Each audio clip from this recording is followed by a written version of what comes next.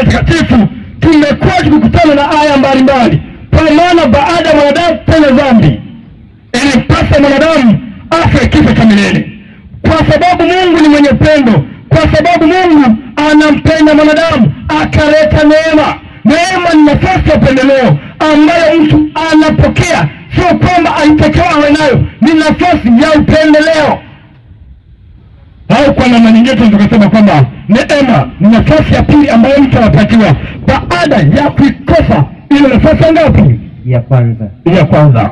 Ndio tafsiri ya neno neema. Hebu twende kitabu cha Efeso 2:8. Twende Kitabu cha Waefeso 2:8. 2 na mstari wake ule wa 8, Biblia inasemaje? Kwa maana mmeokolewa kwa neema. Tena Biblia inasema kwamba kwa maana wanadamu mmeokolewa kwa neema, kwa njia ya imani. Tena kwa njia ya imani, ambayo hiyo, tena anasema kwamba ambayo hiyo haikutokana na nafsi zenu, kutokana kwa jitihada zetu wanadamu, ni kipawa.